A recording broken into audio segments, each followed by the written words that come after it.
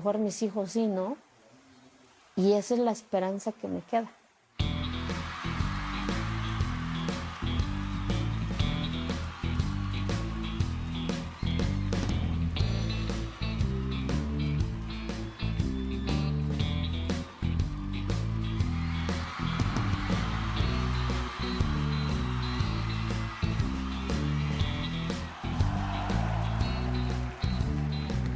La nueva ola del feminismo surge cuando ya hay sufragio. Estas mujeres que empiezan a liberarse y a buscar la emancipación y a buscar que lo personal sea político, porque ahí es donde entran en la política, ya van a reivindicar el goce, el disfrute sexual, el derecho al cuerpo y además también el reconocimiento de las mujeres en la política y en la sociedad.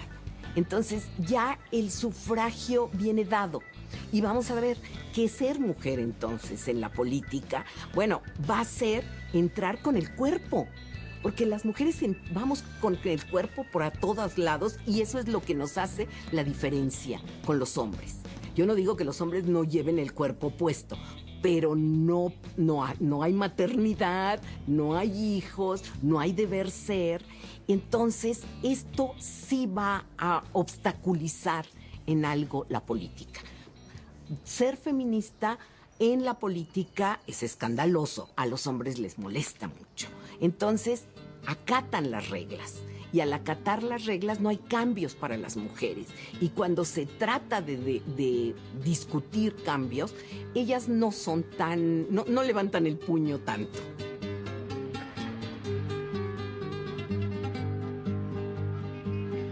Junio de 75 en México, no te asombres, se juntaron 1000 señoras para hablar mal de los hombres.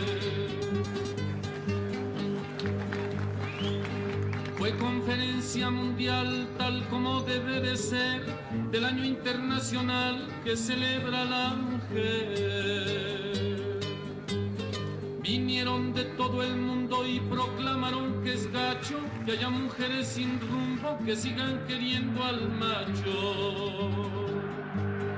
Presidente del Congreso fue el procurador Paullada. Le dijeron cómo es hombre, nos preside una tostada. En 1979, a la par de los movimientos feministas, Griselda Álvarez se convirtió en la primera gobernadora en el país. Su presencia como jefa de gobierno de Colima abrió la posibilidad, a nivel simbólico, de que las mujeres ocuparan altos cargos. Aunque para las estructuras del poder, el ascenso de las mujeres ha sido uno de los procesos más difíciles. Eran los tiempos, los años del dedazo, pero con todo y eso, si Griselda Álvarez no hubiera tenido tras de sí una trayectoria política y una voluntad férrea de hacer las cosas, pues evidentemente no hubiera llegado, ¿no? Ella cuenta que antes de hablar con el presidente y decirle que ella estaba interesada en ser candidata del PRI a la gubernatura, el presidente López Portillo, se entrevistó varias veces con Jesús Reyes Heroles, que era el secretario de Gobernación, y ella contó en una plática que tuvo con don Jesús cuántas veces le había dicho no. En una plática le dijo 19 veces no. O sea, el argumento era el país, o sea, usted tiene todas las posibilidades, toda la capacidad, pero el país no está listo para una mujer gobernadora. Yo por eso le tengo una enorme gratitud a Griselda Álvarez. Griselda fue la primera gobernadora, yo fui la segunda gobernadora, pero si Griselda no hubiera sido una buena gobernadora, probablemente yo no soy gobernadora. Aunque no hubiera conexión entre Colima y Tlaxcala, hubieran dicho las mujeres no sirven. En cambio, la sobriedad de Griselda, la seriedad, el buen desempeño que tuvo de su gobierno repercutió positivamente en abrirnos oportunidades a muchas más. La 61ª Legislatura Constitucional del Estado Libre y Soberano de Oaxaca abre hoy, 1 de junio del año 2011, su segundo periodo ordinario de sesiones correspondiente al primer año del ejercicio legal. Muchas gracias. Pueden tomar asiento. Solicito a la Secretaría Se de analizó Lectura mucho, al no fue proyecto una de decisión decreto. fácil de que fueras como diputada, porque la palabra diputada muchas veces duele, como yo lo he dicho, en lugar de que te sientes orgullosa, a veces duele y dices, no, mejor yo soy Eufrosina o la China, pues, pero que también analizando era necesario dar ese paso. ¿Por qué? Porque desde ahí mismo se pueden hacer muchas cosas, que desde la sociedad puedes hacer muchas cosas también, pero a veces tienes que cruzar todo un océano para llegar a donde tú quieres, ¿no? Y a veces por este camino es más corto, que duele un poquito más quizás, pero que era necesario estar allá adentro. Y por eso se tomó la decisión de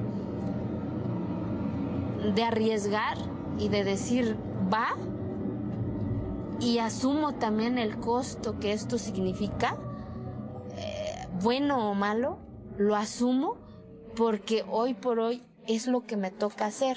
¿Hay quórum, diputado? Hay quórum, diputado. Se abre la sesión.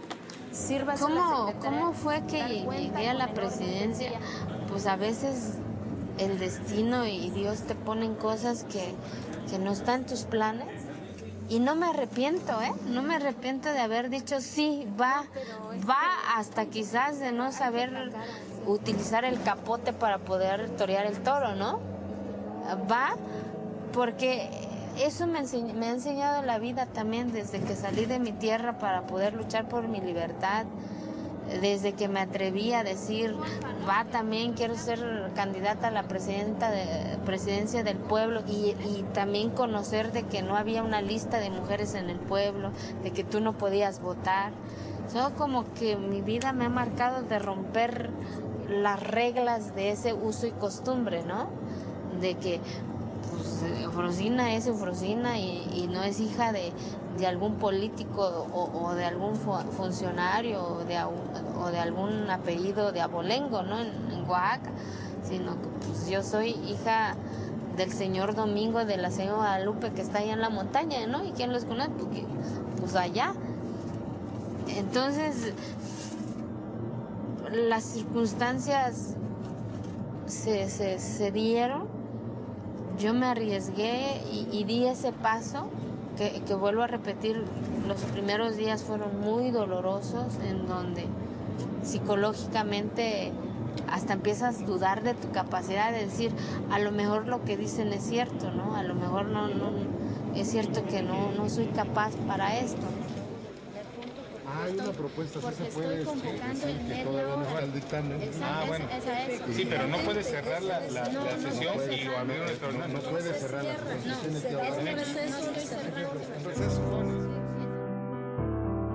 En las siguientes décadas, mujeres de muy distintos perfiles y generaciones consiguieron llegar a la jerarquía más alta de gobierno, visibilizando a las mujeres como políticas. Independientemente de los partidos en los que militan, las 5 mujeres que han sido gobernadoras y la única jefa de gobierno que ha tenido el Distrito Federal tuvieron que sortear diversas formas de discriminación, ya que cuando se trata de la verdadera disputa por el poder, los obstáculos son mayores para las mujeres. Yo sentí la discriminación muy claramente en 3 momentos de mi vida política. Y los 3 momentos siempre fueron cuando iba yo a superar una barrera hacia arriba, de ascenso. Es difícil para una mujer, al ser gobernadora, el cómo vestirse, cómo peinarse. Creo que si uno no le falta el respeto a la sociedad con su atuendo, sí, pues a partir de eso, la sociedad también le debe a uno un mínimo de respeto. Sí. Muchas veces utilizo ropa regional. Esto genera controversia, pues ojalá no le falte yo al respeto a nadie con mi atuendo. Y que también respeten por el otro lado. En fin, pues los políticos, como todas las gentes que se dedican a alguna actividad colectiva, estamos sujetos a la crítica, sí, y bienvenida a la crítica. Yo estoy convencida de que los espacios de participación se abren para las mujeres cuando hay situaciones de crisis. Y me parece que también hay una tendencia a que cuando ya todo está perdido, es cuando dejan que vayan las mujeres, porque si fracasan finalmente, la razón será porque son mujeres, no saben. Cosa que un hombre no está dispuesto a asumir de la misma manera que una mujer. Todavía creo que en algunas áreas de la vida pública subsisten esos criterios, ¿no? Las resistencias siguen existiendo, están ahí presentes, es tan fuerte, es tanta la raíz que tiene esa resistencia a la presencia de las mujeres. Cuando empezó a haber una opinión que crecía y crecía como una bola de nieve en Zacatecas, de que yo debía ser candidata a la gubernatura, hubo quienes opinaron que eso había que dejarlo fuera, absolutamente, que ni siquiera había que preguntárselo, y que postular a una mujer era ir a una derrota segura. Las mujeres seguimos en el imaginario colectivo, a pesar de que estemos en el poder. Ni tenemos la investidura completa, ni ejercemos el poder de manera plena. Se nos sigue viendo como seres para otros y no como mujeres autónomas. Y evidentemente que eso a nosotras también a veces nos lleva a no entender plenamente el papel que estamos ejerciendo, ¿no? Y a decir, ok, aquí estoy con toda esta responsabilidad y tengo que cuidar todo lo que simbolizo y represento. ¿Te crees que también puedes romper demasiado las reglas y hay reglas que todavía no se pueden romper tan abiertamente? Yo esperaba más de la jefa de gobierno de la capital, como que hablara sobre problemas grandes, los ensolvamientos en SIC, los encharcamientos del periférico, la delincuencia desatada, los pobres policías auxiliares agarrándose a golpes entre ellos porque no dan una. Pero la jefa de gobierno está ocupada en que los hombres tenemos que dedicar más tiempo para chambear en la casa. No, pues ¿cómo? Eso nada más es de las mujeres. Imagínense, en vez de estar yo aquí, estaría aspirando o lavando los trastes. Eso es lo que le preocupa a la jefa de gobierno de la capital. Contra esto nos enfrentamos todos los días. Me tocó ser la primera candidata mujer, la primera joven en participar en la política en mi pueblo, en Tzamul, y en un principio los hombres decían, ¿cómo va a ser que esa chiquita, esa era la expresión en la que se refería, nos venga a decir qué vamos a hacer o nos pueda dirigir, ¿no? Ahí asumes un reto en el que tienes que demostrar que el ser hombre o mujer no significa, o sea, el cerebro no tiene sexo, lo que tiene es capacidad y es lo que se debe de valorar. A casi 60 años de haberse reconocido el sufragio femenino en México, las estadísticas nos revelan la sobrerepresentación masculina y la subrepresentación de las mujeres. A nivel federal, solo el 28% de los diputados son mujeres. En el Senado de la República, solo 1 de cada 5 curules es ocupada por una mujer. En toda la historia del gobierno federal, solo ha habido 12 secretarias de Estado. Únicamente 2 mujeres han sido ministras de la Suprema Corte de Justicia de la Nación. Y solamente ha habido 5 gobernadoras y una jefa de gobierno del Distrito Federal. ¿Cómo acceden? ¿Cuál es el camino? ¿Cómo es que llegan hasta arriba en la política las mujeres? Mujeres con méritos hay muchas y en muchos niveles. Pero hay lo que le llaman algunas el techo de cristal. Hay un punto en que ya no se rebasa, en que ya no soy yo la que estoy dando la pelea, sino son los que toman las decisiones, que viven en el Olimpo, que dicho sea, es la mesa de las complicidades, ¿no? O sea, ¿cuántas decisiones en este país se hacen en una mesa de complicidades? Muchísimas, muchas.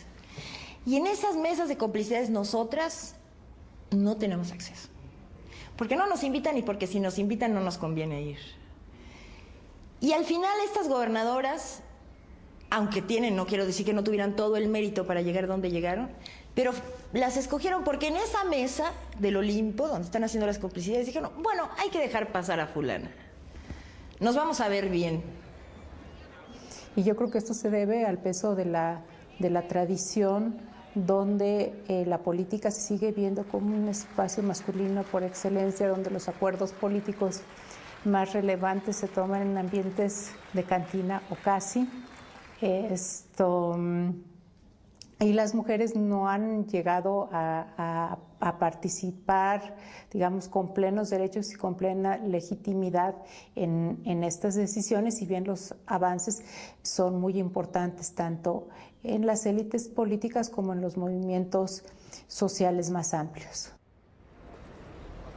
Además de la resistencia y la duda permanente, las mujeres en la política son juzgadas de manera implacable por la sociedad. A pesar de tantos años de lucha, todavía seguimos preguntándonos cómo romper esas barreras, cómo sentarnos a la mesa de las decisiones políticas en igualdad de condiciones que los hombres.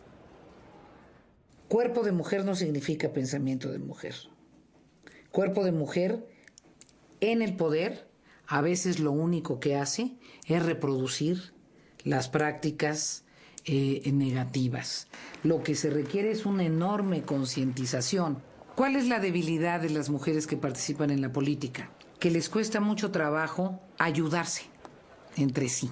Seguramente esto se superará con el tiempo, es un aprendizaje. Pero muchas veces hay una incapacidad de sentir identidad con otra mujer, y como sientes identidad, echarle porras y que le vaya muy bien. Y te voy a decir por qué. Porque durante muchos años en el sistema político mexicano se les hizo creer a las mujeres que había una oportunidad para las mujeres. Entonces, en lugar de decir no, yo no quiero que me toque esa oportunidad a mí. Lo que quiero es que haya 10 para que entremos 10. Entonces, como te dejaste manipular por esto, dices, bueno, si solo hay una, pues entonces que no entren estas 9. Entonces, provocar la unidad entre las mujeres es crucial. El 60% de los votantes son mujeres. Estamos decidiendo quiénes son nuestros gobernantes. Pero creo que nos falta la otra parte. Ya dimos esta lucha, nuestras abuelas, por el sufragio. Si nos ponemos a ver, bueno, tenemos poco tiempo históricamente hablando de ejercer este derecho, y en ese tiempo hemos avanzado bastante, pero nos falta la otra parte. Queremos ser elegidas.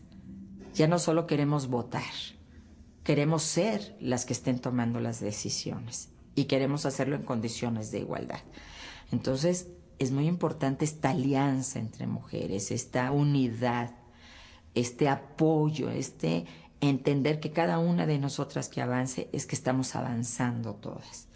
El dejar de vernos como enemigas porque nos lanzaron migajas y entonces había que sacarnos los ojos por esas migajas y decir, no, señores, nos toca la mitad del pastel. Y vernos como hermanas. Yo creo que en ese momento vamos a lograr dar un salto enorme y pensar evidentemente en que en este país, yo creo firmemente, lo creo y lo digo con muchísima convicción, no es nada más porque soy feminista, soy una política, antes que nada. Una mujer que tiene un instinto, un olfato político. Yo creo que la única solución hoy para esta descomposición social, esta violencia que vive México, es una mujer en el poder. Me parece que ahorita hay un problema, vamos a decir, hasta cierto punto un estancamiento en cuanto al tema de los derechos de las mujeres, y si me aprietas un poco hasta retrocesos. Me parece también que es necesaria una y otra vez puntualizar en que lo que tenemos enfrente es un cambio en la cultura, en los valores, que son los cambios más complejos, los que llevan la larga duración, que muchas veces parece que las cosas no solamente no mejoran, sino retroceden. Que el sufragio fue el principio de una larga lucha, porque fue el primer derecho político fundamental que ejercimos las mujeres. Pero esa puerta abierta todavía se puede ampliar. no es otra cosa más que el ejercicio pleno de los derechos que tenemos como personas, como seres humanos.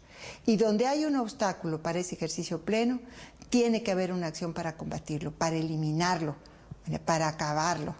Es ese sentido de la participación de las mujeres, el enfoque de género y la aportación que las mujeres desde el ámbito de la política podemos hacer a la construcción de la ciudadanía y por lo tanto de la democracia en el país. La sociedad toda está compuesta por hombres y mujeres. Si a las mujeres se les excluye, está perdiéndose la capacidad, la calidad, la inteligencia, el empuje, el entusiasmo, el conocimiento de la mitad de los seres humanos en una sociedad. Eso es lamentable, es una pérdida. Y para que una sociedad se transforme se requiere que toda participe. Bueno, hay una frase que a lo mejor resulta un poco dura. Cuando la he mencionado, a algunos les suena muy fuerte, que dice, las mujeres somos la mitad del mundo y madres de la otra parte. Bueno, las mujeres estamos en la sociedad y hombres y mujeres hacemos un todo. Pero si a las mujeres se les excluye, eso está incompleto. Eso significa pérdida. No garantiza un país ningún avance si a la mitad de los seres humanos, con todos sus aportes, su riqueza, con toda su inteligencia, no se les incorpora. Por eso las mujeres y los hombres tienen que participar de un modo incluyente. Me toca una campaña muy difícil, se meten mucho con el género, se referían a mí muy despectivamente. Un día me pintan esas cosas en las bardas. Entonces llega mi gente y dicen, tenemos que contestar, candidata. Y de esas decisiones que solo podemos tomar las mujeres, ¿no? Les dije, no vamos a contestar. No vamos a caer nosotros en una campaña sucia. Nosotros vamos a jugar limpio. Y ese día tenía un evento con mujeres clase media, media alta.